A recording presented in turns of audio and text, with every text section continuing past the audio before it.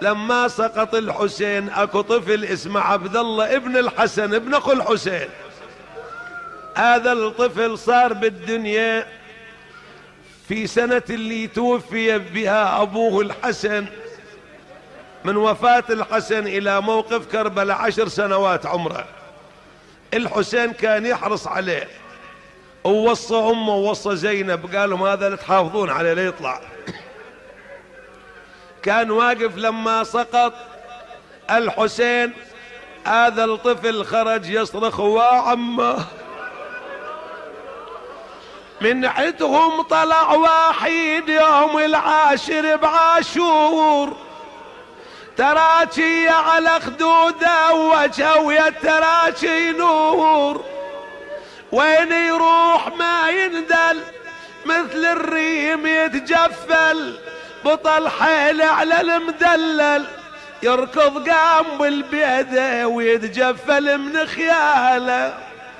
طلعت زينب تنادي يا عبد الله يا نور العين، ليش من الخيم طالع وناوب طلعتك لا وين؟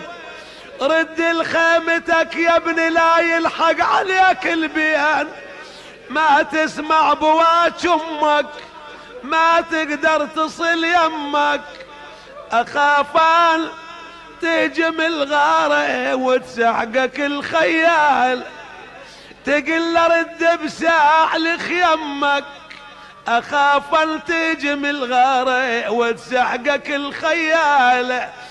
قال الطفل يا عم ارد هيهات لخيمي، يا عم خلي الخيل تسحقني وخل تبكي على يمي، يا عم اريد العم يتعنى، وشاف بيا كتر عمي وغدا يعدو وصل عمه، ولقاهم خضب بدمه، من شاف العزيز حسين طالع من مبانيه، ناداه بضعيف الصوت يا ابن لا تصل لي، اخاف عليك يا وليدي يقتلونك بنميه.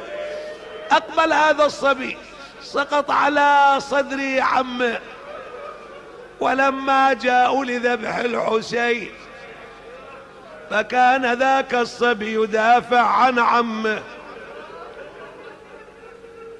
فرد السيف عن عمه بيمينه فقطعوه يمينه. قال يا عم قطعوه يمين. لما رفعوا السيف مرة أخرى اتقى الضرب عن عمه بشماله فقطعوه شماله. قال يا عم قطعوا شمالي، ثم جره أحدهم فذبحه على صدر الحسين.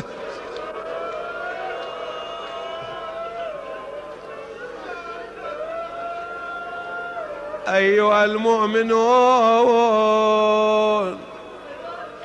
هو عندي عبارة ما أقدر شلون أحكي أنا، إيش أقدر وين أتوصل يا مولاي، إيش أريد أبين الكلمات هذه أنت وياي بعد.